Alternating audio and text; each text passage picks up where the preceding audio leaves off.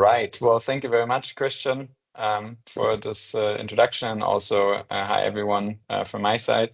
I'm going to go and get started with sharing my slides.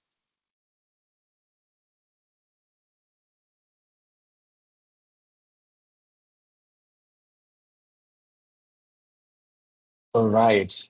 I guess everybody can see my slides. Yeah. First of all, thank you very much again. Good afternoon, everyone. I'm Max Corey. I'm the CTO of Phenogy.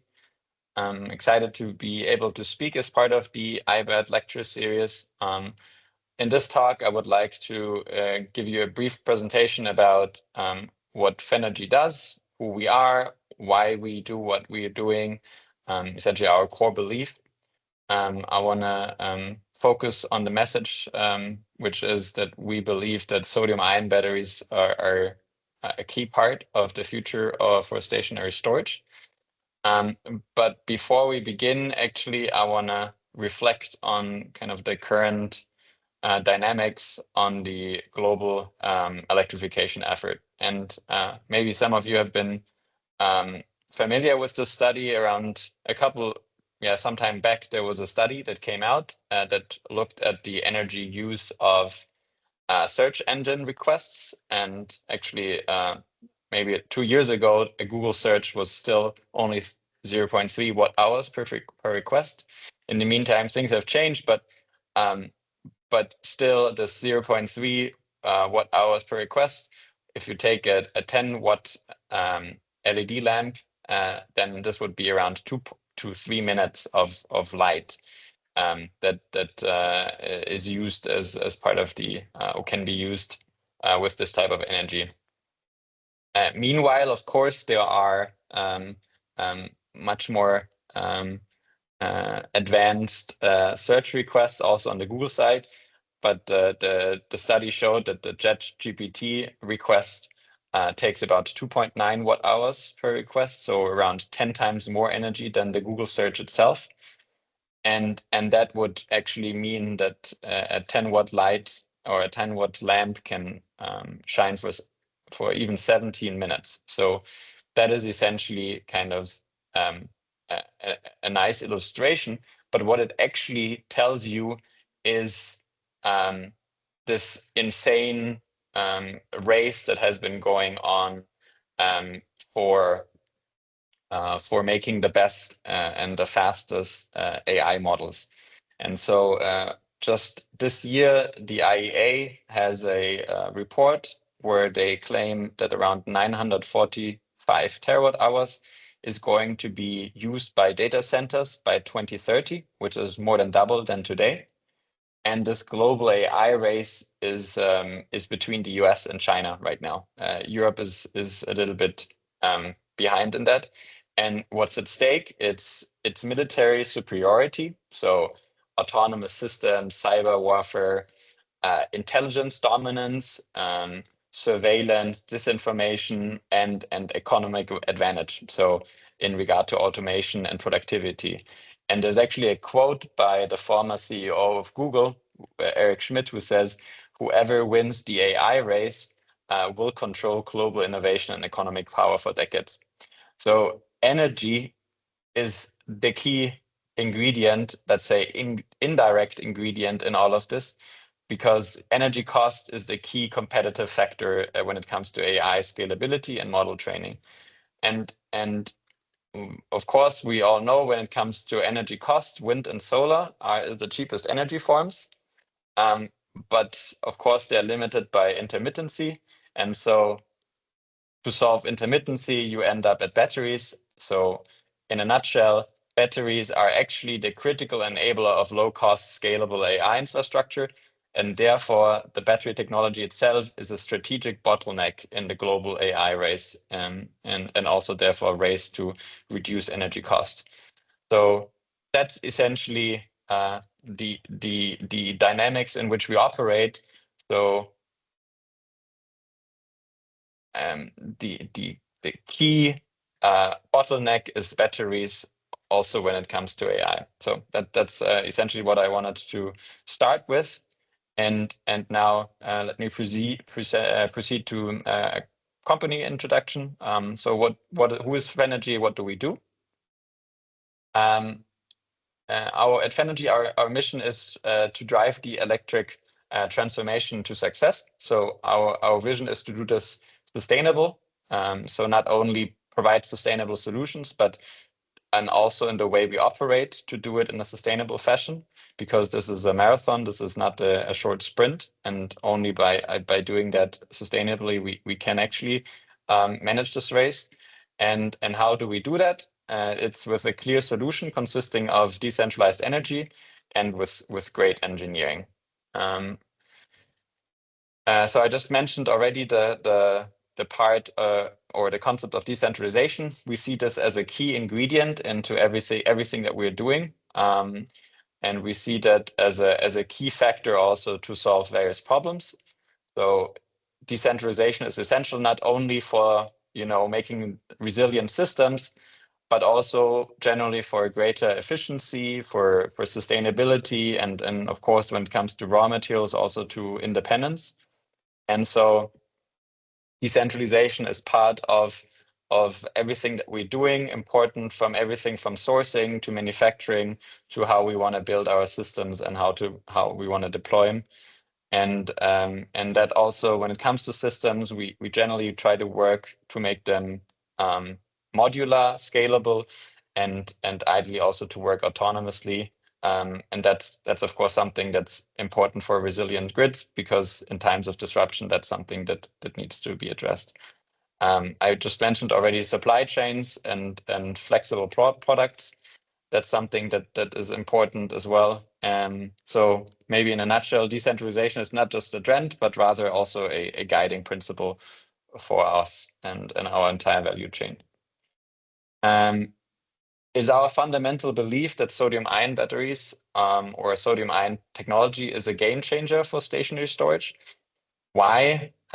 We believe it because it combines performance and so value on a systems level with sustainability. And fundamentally, it doesn't depend on scarce or geopolitical sensitive materials. And so that's why we think this is the horse to bet on. In fact, actually, when it comes to resource availability, sodium is around 1,000 times more common than lithium. And I think this is from a first principle approach, this is something that really changes the dynamics once you reach also scalable production. All right. So I just already mentioned the concept of decentralized storage. Generally, our solutions should focus on being eco-friendly, free of critical materials, and we see also that more and more sodium chemistries are developed that are thermally stable, which allows for safe and more robust systems. And so this way, sodium ion actually enables efficient and resilient decentralized energy systems. On the right, you kind of see a visualization of different use cases and its overall versatility. So from renewables and EV charging containers to boats, critical infrastructure such as airports and telecommunications, all that we believe is accessible not only by LFP, but in the future more and more also with stationary storage driven by sodium ion based chemistries. I mean, I mentioned already the aspect around data centers, but just to show a couple of numbers and the insane scaling that happens right now. So for instance, take Germany. There's currently around 64 gigawatt of wind and 99 gigawatt of solar already installed. And renewables already contribute around 50% of the electricity production. But battery storage still needs to grow by a factor of 40 to match that scale and to stabilize the grid. In the US, it's also quite dramatic. So there's 153 gigawatt of wind and 220 gigawatt of solar in place. Yet battery storage is expected to expand by 4 to 8 times in the coming years. So that just shows you how insane this actually the scaling actually happens. I mentioned also manufacturing. So this is something that we're currently initiating. When we say decentralized manufacturing, it's essentially meaning that you need to also build where the value is. And so that helps you to then increase resilience as well, reduce emissions from transport, and also accelerate deployment. We now start working to build up also localized manufacturing, and this strategy entails essentially a successive vertical integration of the value chain to yield the complete systems. Who are we as a team? So let's first start with kind of our company headquarters, which we are in Roth, which is where I'm based currently. We are currently also building up an R&D center in Schwarzenbach, close to Zurich. In addition to that, we have our Phenogy Europe GmbH subsidiary based in Bremen, right here down where John is based. And we have also in this place main activities around business development, pilot project deployment activities, and software development. And then we also have a subsidiary in the US, in South Carolina, with Suzanne Dickerson, who manages or where we manage our activities in the US. And here in Roth, at the headquarters, we're led by our CEO Peter Braun. We have the CFO Beat Kreutli and our CMO Marcel Kloppenburg. Exactly. That's the rest of the team. We do also have additional team members in the US, but they're not shown here. All right.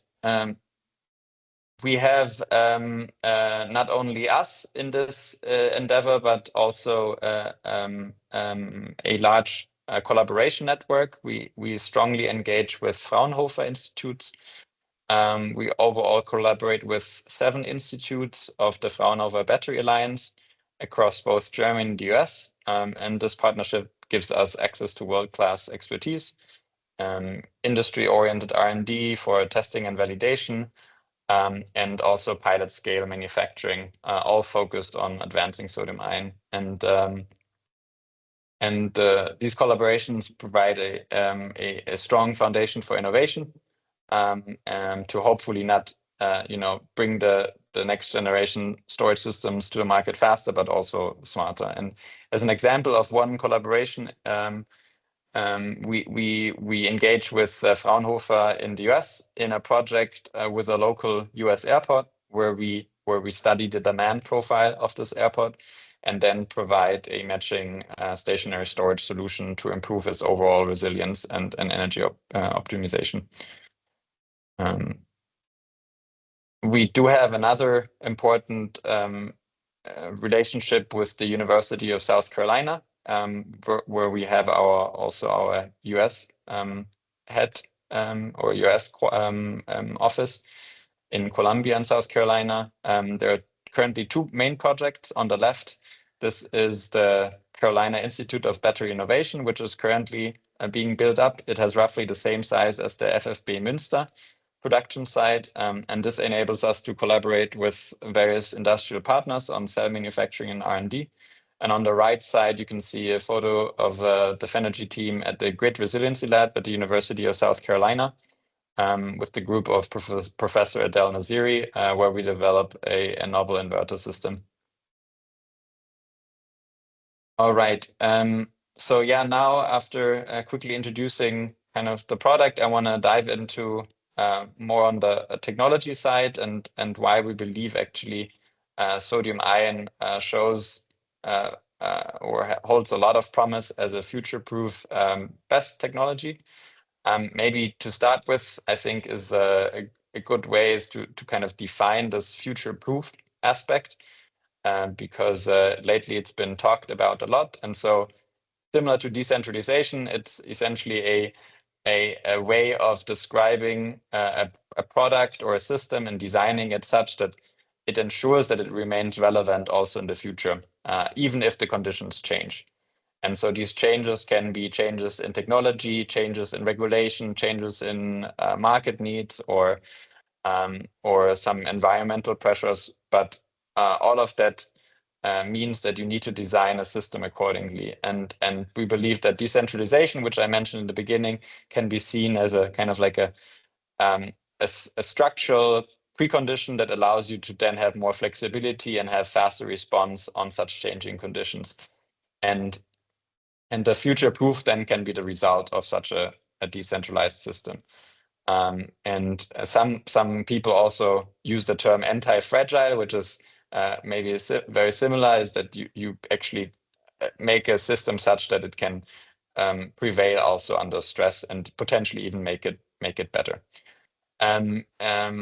But yeah, maybe more explicitly, so the elephant in the room is, can sodium-ion battery technology complement or even surpass lithium-ion battery technology?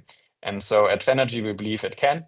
And there are certain criteria that are relevant in this context. So specifically, the first question, can sodium-ion battery-based systems provide enhanced value over LFP-based systems? And then from an economical perspective, can sodium-ion batteries reach cost parity with lithium iron phosphate batteries, and when will this be the case? So now I want to go through a couple of different aspects and compare to lithium ion, which is the currently dominating technology, to assess it in this regard and also assess its competitiveness. Thus also in regard to being future-proof. So let's start out with a brief look into the history of sodium-ion batteries. So in the 1970s, first lithium and sodium metal oxides were developed. In the 1980s, graphite was identified as an intercalation compound. So to be able to constantly take in lithium ions and then again also emit them in such a rocking chair concept. The same principle also is feasible for sodium ion batteries. In the 1990s, lithium ion batteries become commercially viable for portable electronics. So Sodio camcorder, Walkman, CD players, all of that was enabled by the rapid progress in the cathode materials. So there, the main cathode material was lithium cobalt oxide, so LCO, which has a really high energy density, but of course, because of the cobalt content, over time has been more and more replaced with nickel, and now eventually also the nickel the nickel ingredient is also not so nice. So people also want to dial down on the amount of nickel, on the nickel content. And then in the 2000s, the sodium ion batteries actually became even more sidelined because of the dominance of the lithium ion battery high energy density.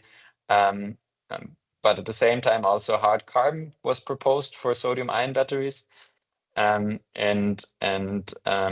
so this rocking chair principle was adapted there. And then in the 2010s, there was even more lithium ion batteries used for EVs, and as the increase of cost in the mid 2010s started, and which also then climaxed in around 2020, more and more interest also started to come up when it comes to sodium ion batteries, especially when price peaked in 2020. People were scared about lithium shortages, and so a lot of money went into sodium ion research. And so this is also where the commercialization gained momentum, where the performance of sodium ion batteries now slowly approaches also the performance of LFP-based systems. And so maybe as a summary, sodium ion battery research is now reached a mature status, and the commercialization is now just starting, and the market demands qualities actually that sodium ion batteries can offer. Then when you look at the specific comparison of the chemistries and the materials employed between sodium-ion batteries and lithium-ion batteries, we can look at the cathode side, which on lithium uses materials like LFP, NMC, LCO that I just mentioned. In contrast, sodium-ion batteries have cathode materials based on layered transitional metal oxides, Prussian blue analogs or Prussian white analogs, and polyanion compounds. So there's of course here a clear difference. Generally, the precursors for the sodium-ion batteries are much more abundant. Of course, with LFP, you don't have critical materials like cobalt and nickel anymore, but still lithium is something that still limits the is limited in its abundancy. When it comes to the current collectors, both employ or what's maybe common on the cathode for both is the current collector, which in both cases you use aluminum, and in both cases you use an NMP, PVDF, and conductive carbon binder system. Yes, on the anode side, you have on the lithium-ion battery side, you have graphite, silicon, and copper current collectors. On the sodium-ion side, you have hard carbon and aluminum current collectors. So you have aluminum both on the cathode and the anode, which is a big advantage from a cost perspective. And then for the formulation, actually, they both employ here again the same formulation. So you have a water-based CMC SBR binder systems with conductive carbon. On the electrolyte, they are also very similar. One uses sodium-ion, uses lithium hexafluorophosphate on the LFP side or lithium side, and then sodium hexafluorophosphate on the sodium-ion battery side. When it comes to the electrolyte itself, they also share essentially very, very similar formulations, with sodium-ion batteries maybe being more aggressive on propylene carbonate, which has some beneficial impact on the operating temperature as it is a liquid, also below 0 degrees. When it comes to additives, they employ very similar additives. When it comes to the separator, they also both use ceramic-coated polyethylene or polypropylene-based separators.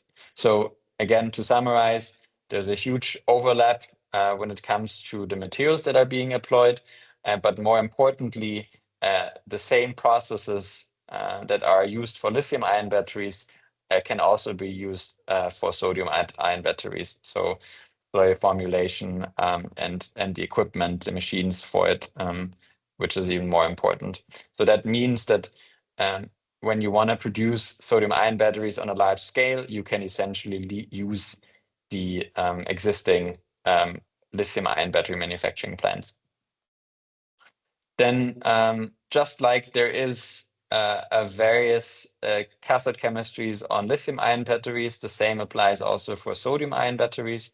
So for lithium, of course, you have NCA, LCO, NMC, and of course LFP.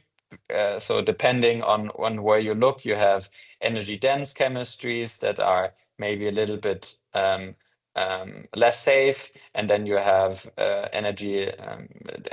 LFP-based chemistries that are less energy dense, but are potentially more robust, and the same applies also for sodium-ion batteries. You have on the high energy side with high voltage in the upper right of this chart, you can see layered metal oxides. These are very high energy density sodium-ion cathode materials. Example of this is, for instance, sodium iron oxide. They sometimes have P2, so prismatic coordination or octahedral coordination, and depending on the exact structure, they have more or less stability.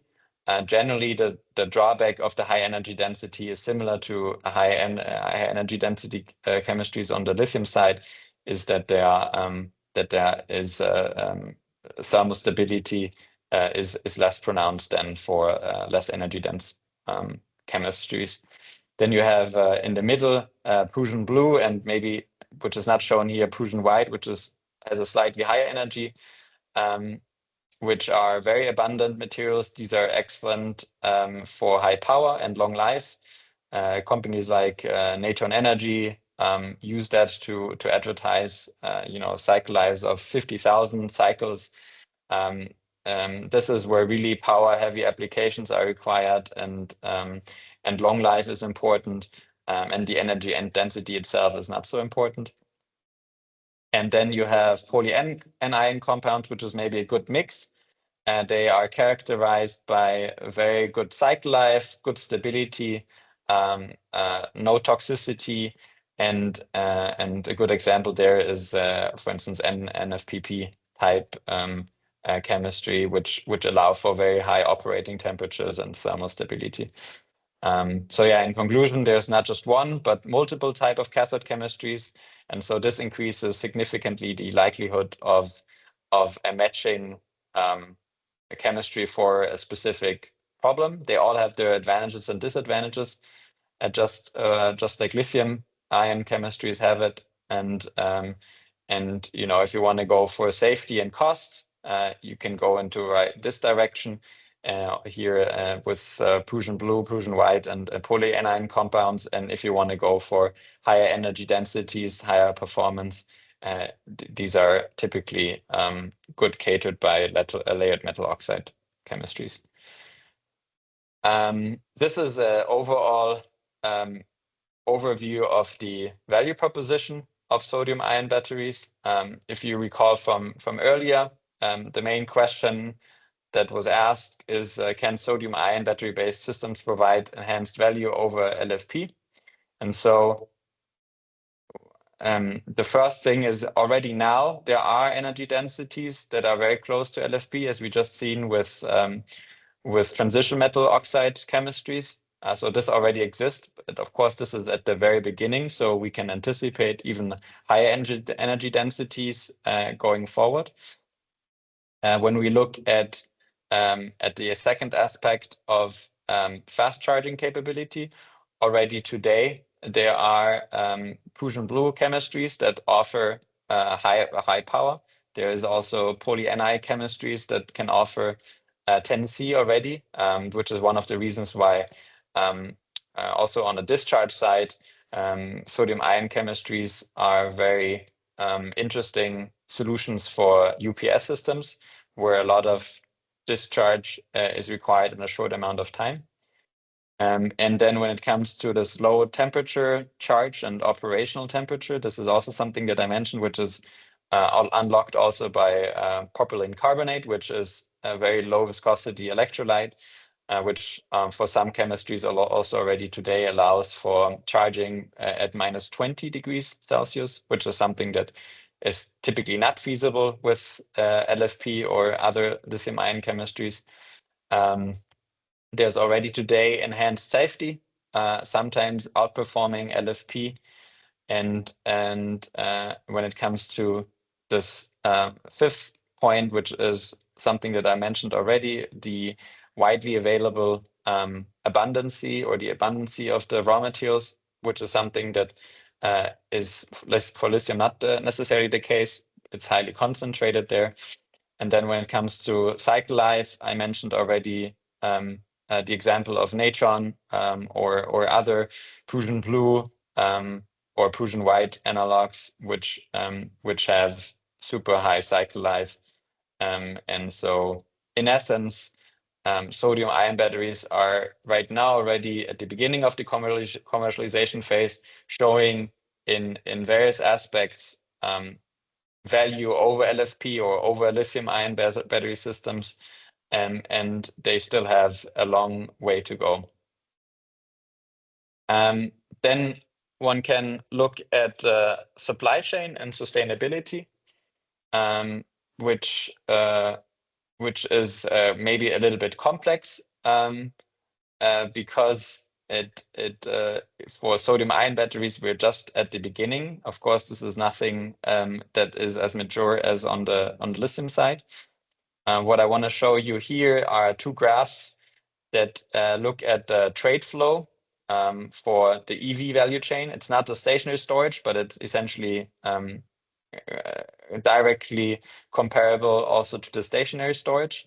This is from a UN Trade and Development report from 2023, and it reflects the trade values in US dollar. And what you see here on the left is for lithium, and what you see here is on the right for graphite, which are the main two ingredients for the lithium-ion battery. And so when you look at the raw material flow on the lithium side, you can actually see that the lithium ore and the lithium brine are essentially used in Australia and in Chile. And then when it comes to the manufacturing, it all goes to China. And when it comes to the manufacturing of the lithium materials, essentially it's almost completely or exclusively in China. And so you should also know that if the material stays within the country, you don't see it. So all the material that is produced for domestic use in China, you don't see in this case. But you can imagine that this is one of the largest internal users of the battery materials itself as well. When you look at the graphite side, it's maybe even more or even less balanced, even more concentrated.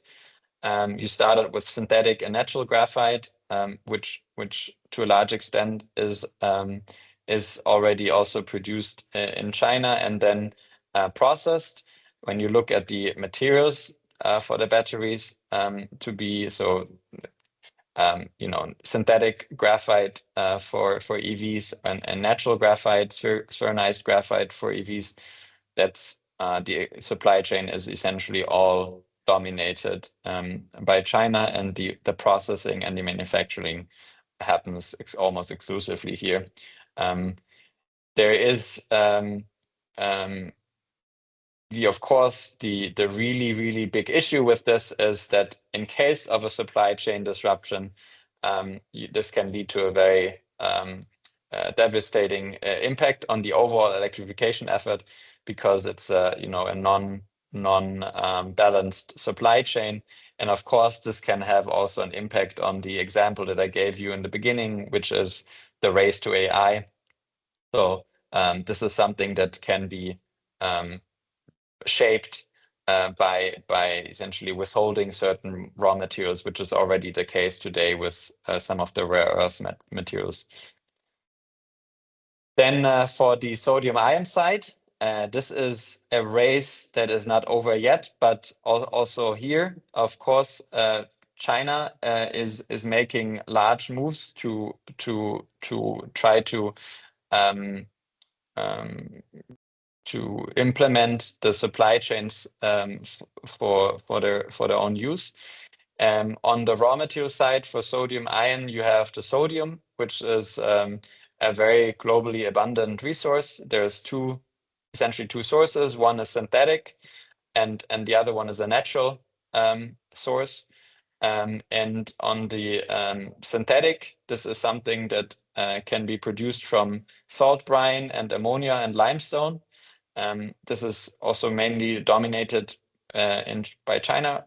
This is a route that is not so accessible or is not so accessible when you would try to think of an equivalent for the lithium side. So you don't have table salt that you can easily modify and make your carbonate, which you can then use for your materials. This is a much more complex process on the lithium side, even though there are now more and more efforts to pursue routes like direct lithium extraction. Nevertheless, because of its lack of abundancy, it's much more energy intense. On the natural side, there are large rock deposits, especially in Wyoming, which is by far the largest deposit, and additional natural trona minerals can be also found in Turkey and China. Then on the hard carbon side, this is something where from a natural resource perspective, you can use coconut shells or bamboo, and by transferring it under high temperature, you with this process that is similar to graphite, but you don't have to reach the same temperatures. This is a non-crystalline structure, not like graphite. You can transform this biomass into the respective hard carbon materials. Japan, with the invention essentially of the LTO battery, has a lot of expertise when it comes to the anode based on hard carbon. And so they have still today the best performing hard carbon, but Chinese companies are quickly catching up on that. And so this is now also the opportunity for Europe and the US to work on these, because the game essentially for for sodium ion raw materials is just starting. And then again, to summarize, overall, sodium ion materials are maybe cheaper and more widely available, but geopolitically more secure than lithium ion alternatives. Then when it comes to mining, there's a big advantage from a resource use and from an acidification perspective, because of the points that I mentioned just now. You can look at the different cathode materials, and you can see that especially polyanion chemistries outperform the LFP when it comes to resource use, because you don't need as much mining as it is required for lithium. There's the study that I'm citing here is by Minviro, which is a company specialized in life cycle analysis of battery materials. The key takeaway is that depending on what raw material mix you actually use, so if you can cut the dependencies on nickel or cobalt, then you can have a major benefit when it comes to sustainability. This is both true for sodium ion batteries and for lithium batteries. But generally, because of the abundancy, sodium ion batteries have a better starting point. When it comes to recyclability, this is difficult to assess at this stage because sodium ion cells are at the starting point, but the processes that are applied are very similar to LFP, and potentially it can be easier because it's less reactive and therefore easier to handle, and also you don't have to separate between cathode current collector and anode current collector. In both cases, you have aluminum on the sodium ion battery side. And then maybe the last two important aspect when it comes to economical competitiveness. One here, what you see here is a so-called experience curve, which essentially is the foundation of economies of scale. So on the x-axis, you see the cumulative lithium ion battery demand. On the y-axis, you see the cell price. And this is actually can be seen as a visualization of the great success that lithium ion batteries have achieved. And it shows essentially the dramatic cost decline that lithium ion batteries experienced from 1991 up until essentially now, which is this Wright's law that, as the cumulative production doubles, you get a reduction of the price, mainly due to learnings, to technological improvements, and to economies of scale. And this pattern is the basis when it comes to new technologies and to understand whether certain technologies can be disruptive and substitute existing technologies. If those two criteria, meaning if the mass production infrastructure can be, if the technology is compatible with the existing mass production infrastructure or with the established supply chains, if both of these criteria are fulfilled, then you have essentially a potential to substitute, first maybe complement, but then to substitute long-term this technology. And again, the question is, if sodium-ion batteries can continue this downtrend, and we believe it offers everything that is required in order to do that. And then maybe as a last slide of assessing the competitiveness of sodium-ion batteries, I want to show a detailed economic analysis that has been done by Yao et al.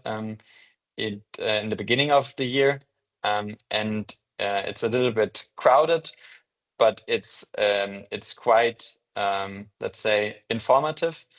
So the study that has been executed compares sodium-ion batteries to lithium-ion batteries with the learning curves that I just showed you, but it does some physical adaptation. So for instance, what it does, it includes a mineral floor, which is this dotted line here.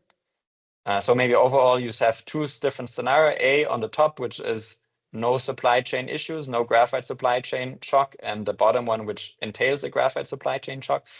And you see on the dotted lines the material price floor for both the sodium-ion and the lithium-ion battery. So sodium-ion is in orange and lithium in green for these two cases. And then on the right side, you see the expected cost parity, and you see an area in yellow and an area in green. So the area in yellow means where there's strong competition between the two technologies, and the area in green is where the lithium-ion battery technology has been made obsolete by sodium-ion batteries.